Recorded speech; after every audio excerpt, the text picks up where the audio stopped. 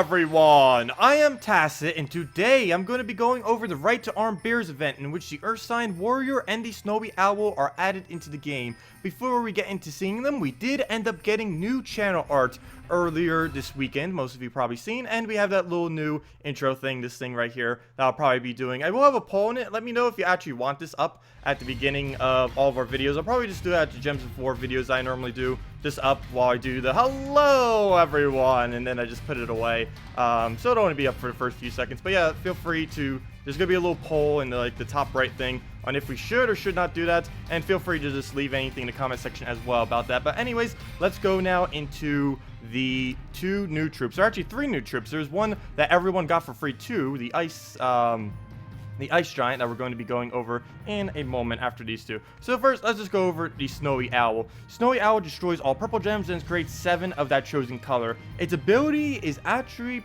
pretty good for a common. There is a lot that we will be able to do with this, mainly because we're removing all of a gem and then having some gem spawn, even if it's something little like 7, but we're going to be removing some of a color from a board, so it's actually going to be a little bit easier for those 7 to get an extra turn. As you can see, it does have a 0 base magic from its stats, mainly because none of this actually scales off of magic. Stats are pretty average, and traits are actually pretty bad. Its traits are probably the only thing really making it from being viable. Mainly, well, for one, anything that has like a double immunity to things normally aren't that good, because anything with impervious just tends to be a lot better than them. And the fact that its Magic Link also isn't that good, it'll help a lot in being able to get a bunch of purple generation, but it's actually destroying all those purples. You will be getting all the mana from it, but having a Magic Link won't really help that much with it. And in many cases, you won't really be able to fully utilize the Magic Link, because if you manually take gems to use the Magic Link, then you're going to be getting less effect from its actual ability. So a little bit of a conflict there,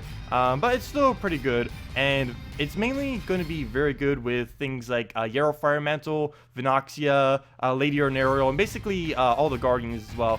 Basically anything that can spawn 2 different colors, Snowy Owl is going to be pretty good with, because you can just remove all the purple, which hopefully you don't use on either of those 2 colors, and then you can just keep using that 7 spawn on whatever one of the 2 is most populated on the board, and you should be fine when using the Snowy Owl in that way. And the other one we have is the Urska Warderer. It is a Wild Folk Knight, which makes it a little bit useless in this kingdom, mainly because that type-wise, it has a bit of conflict within this kingdom, but it has okay ability. Deals damage to an enemy, boosted by however much attack they have. It does it based on a half boost ratio on that, and then it freezes them. And trait-wise is okay, has immunity to freeze. Then he does twice as much damage, so you can just put a freeze on the first enemy. Then if you have the second trait, just do twice as much. And like many knights in this game, it has the armor trait, which will protect it a little bit from whenever it takes skull damage. And yeah, stats are just pretty average, though it does have a little bit more of a armor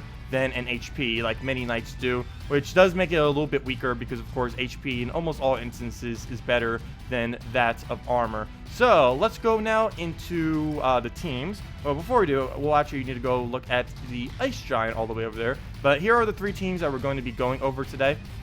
And let's go and peek at that troop real quick. It's actually from Glacial Peaks. There was a little mini patch this weekend. This is technically version 2.2.007 or something. I'm still calling it 2.2. Oh, I keep calling it ice something. It's actually an ice golem. But everyone got this troop for free this week, and it is fairly, I wouldn't say it's like excessively good, but it's definitely decent. Lava Elemental earlier on in the game, I would say in most cases will be stronger, mainly because it's an ultra rare Lava Elemental, that is, and will easily be able to get the traits up and leveling and everything like that a bit quicker than that of Ice Golem. But everyone got Ice Golem this on PC and mobile for free this week. It explodes your gems, freezes a random enemy for every blue gem destroyed, and then gains a bunch of life. So the main thing that makes this pretty powerful is the fact that it can freeze quite a few enemies, which means we'll be able to, or if you're earlier on in the game, you'll easily be able to use this with something like a Justice for his extremely high boost ratio. Trait-wise, he actually has really good traits. The only problem is he does have a bit of a problem when it comes to actually obtaining them, because he is an epic, so it's going to be costing him 14 arcane trait stones among many other trait stones to be able to get this up. But things like stone skinning are pretty good with it. But let's go now into all 3 of the teams. Of course, these are teams that we're going to be going over today. And let's go and start with the first one. We're going to be going with the Actually, I already figured out what the first team is. The Skull Furry's going to have a Gorgotha up front. We're actually up against a all Damon, which is going to be a little bit annoying. This team isn't particularly made to go up against all Damon, though we will be able to utilize our Urska pretty well on the war because he is going to get a fairly high attack, so at least we'll be able to show him properly on the war. I do want to focus on getting our Gorgotha up if we can. That'll help get us mana to everything, and once we start doing that, we should be fine for the rest of the battle. Or we could get the Urska as well, that'd be nice. If we can just take a brown surge here, that'd be amazing. Let me just double check the board. Nothing else. And there we go. Perfect. We get the brown surge that we needed. We'll be able to explode, get the mana to everything, and we'll go from there. That should give us justice. That'll definitely give us the Urska. And, okay, we didn't get an extra turn. He'll just take that. We can do quite a bit of damage with this. I'll probably wait a few more turns, though, simply because we can wait them out. And let's just do this. Get some skulls. May have wanted to take that first, but it does increase our chance of getting extra turn, leaving it. And that helped us get the extra turn right there. Instead of just taking the skulls, we'll take the blue to get the rest of that mana, then get the skulls anyways. Oh, and we even got a very lucky purple drop there, which then gave us the kill. And unfortunately, we damaged him so much that we can't actually kill him by the Urska, or we could have, but it would have been way, way overkill. So we'll save it for one of the other ones when we actually need to get down the kill. And let's see, we'll just keep doing this. It's basically just like any Justice Queen map team. You just keep using it, keep using the Justice, keep looping it, and just get crazy, crazy amount of stats on it. And there we go, very high attack. I think we'll do one poke, and then we'll kill it out with the Urska. And let's see. Yep, there we go. There's our one poke that I wanted. And Urska, how much damage? It's still getting an extra attack every single turn, but I don't believe that's enough damage to kill, which is a bit unfortunate. Probably if I explode. If I Queen Mab into it, that'll be enough damage. So let's do that. We'll Queen Mab, and then that'll bring it down low enough that we can kill it with the Urska. Both of the two new troops this week. The new epic that everyone got for free is pretty good. But personally, in using both the Snowy Owl and the Urska, I didn't find either of them to be particularly strong. The Golem definitely is, that's for sure. Mainly because you can get so many freezes. I'm going to be having a lot of fun on it on my Let's Play account.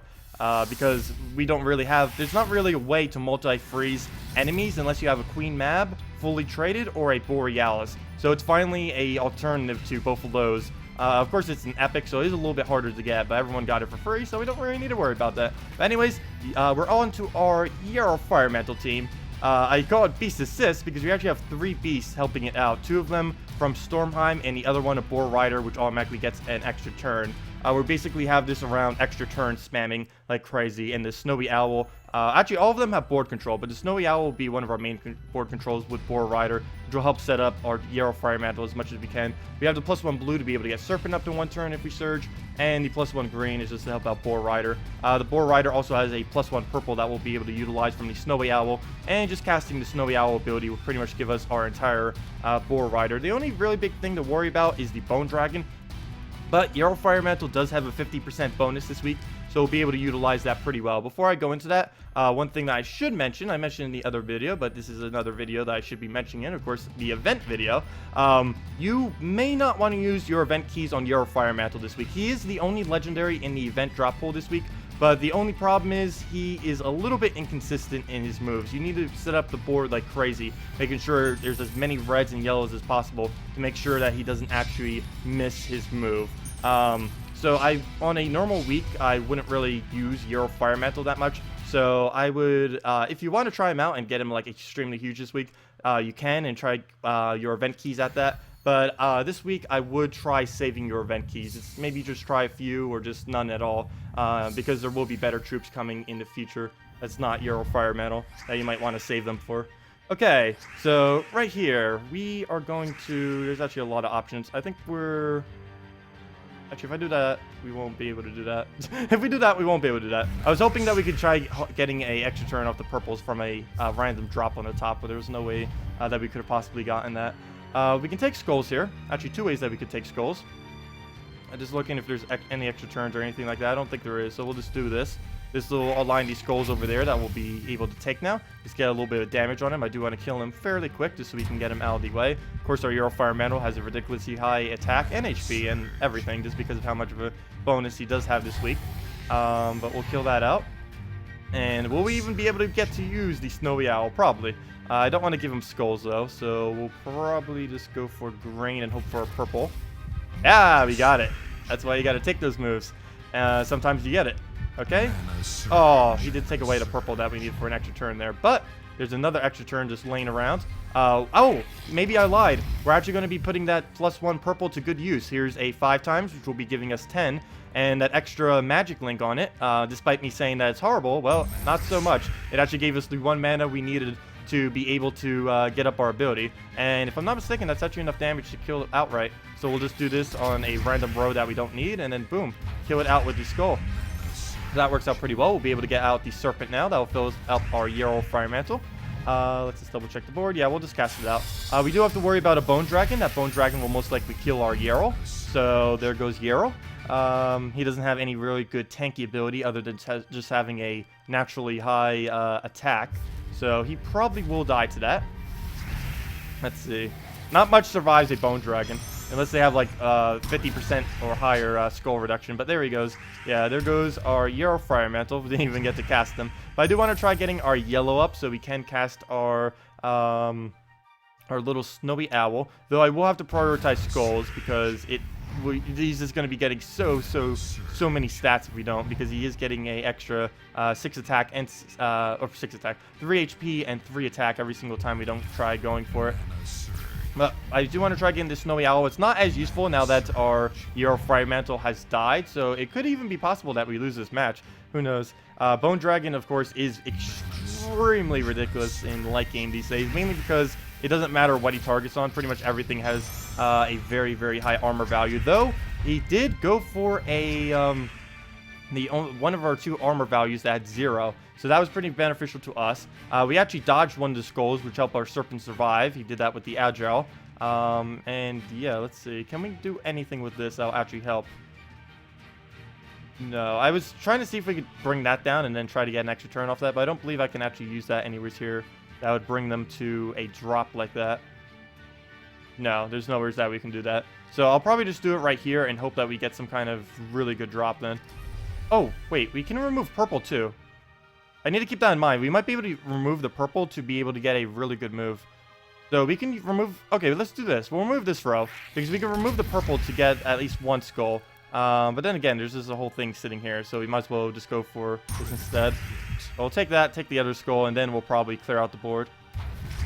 And that will give us a lot of purple. We ideally want 11 purples on the board so we can actually fill up completely. Only problem is Bone Dragon wants purple a lot, so we might not be able to do that. But at least we will be able to deny his color some.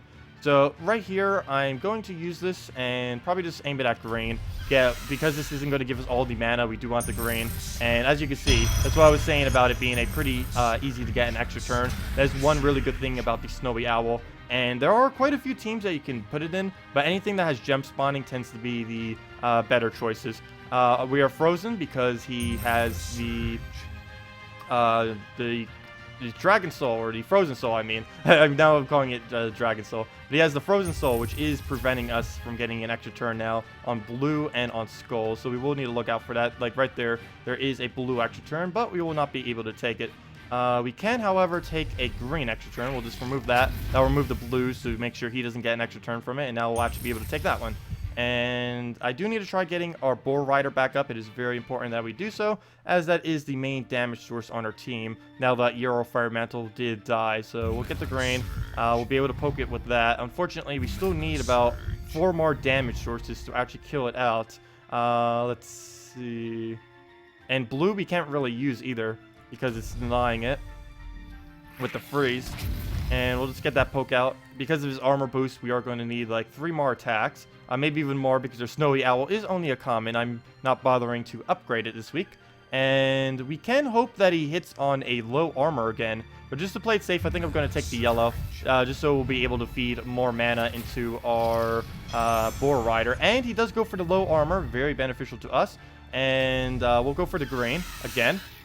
Hopefully we'll be able to get it. And we do not get the extra turn, but we do get the mana that we need. But he's just going to take a skull. We'll take a skull. Oh, very lucky agile right there. That helped save us quite a bit. I'm just looking for other extra turns. There is a green extra turn. Unfortunately, we do not have +1 on green. Oh, wait, yes, we do. I did set my banner to +1 green. Never mind. I set it to a blue-green. The blue for Serpent and the green so we can do exactly that. So we are going to miss some of these skulls, but it's more important to get this damage because I think we just won. All we have to do now is just take one of these out, and of course I'm not taking all these blues or other things because of the frozen, but doesn't even matter. There's our final, it's hit, and there it goes down. So we didn't really even use Euro Fire Mantle in that other than for his ridiculous stats this week. But yeah, there's quite a bit that Snowy Owl can do. Definitely don't underestimate it. There's a lot of different team builds. I just really don't like that it has that magic link. We were able to utilize that with a Boar Rider, but in many instances it's just going to be denying out its own colors. But anyways, let's go now into this last and final team against an annoying Corvash. Hopefully he doesn't get that up. But let's go with the Ice Golem, with the Sea Troll, Valkyrie, and Justice. We're basically doing the Valkyrie Justice Queen map build, except we're doing it with an Ice Golem, something that a newer player would be able to do more easily. You might want to switch this up in order-wise, or maybe even put Sea Troll or something else other than a Sea Troll in this. But what we're essentially just going to be doing is overpopulating the board with blue, keep using Justice like crazy. Well, we're mainly just going to be using Sea Troll and Valkyrie over and over again, fill the entire board with blue, and then that'll give us our Ice Golem and our Justice, and then we'll just keep looping those two from there. So we'll just, oops, I thought that was an extra turn. Good thing I did not take that yet. So we'll take these reds. We do need every single mana. We do want to focus on prioritizing our Valkyrie first, though. Oh, I forgot to double check the Mercy, so he is going to get a Valkyrie, and hopefully he does not get a good move off that Valkyrie. And he doesn't even cast it, so that's a little good. Skulls, I'll probably want him to take every single skull I can possibly give him. So we go for the yellow here. Get Surge. We'll be able to Valkyrie something down. Unfortunately, we will be populating the board with blues, which will help him out some as well. But as long as we get looping, it doesn't matter if he gets looping because he won't get any turns. So there we go. We're starting it. We got it going. And once it gets going, like many builds with any of the Guardians, it tends to keep going. So we just need to figure out what a good move will be right here and go from there. So what I'm actually going to do first is... there's a bunch of green here. We're going to utilize that next turn. He's just going to waste his turn on a skull. So we're going to use this now, get our Explode, and that's going to give out all the freezes. As you can see, 3 different enemies just got frozen, and we got a very lucky extra turn off of the top. So we'll just use our Valkyrie here, get more blue on the board, trying not to remove too many of them while still getting all the mana we need. And there we go. We can double the blues at any time. Just use this. Justice, of course, is being boosted. He's giving 12 additional HP and attack to all allies other than himself per cast.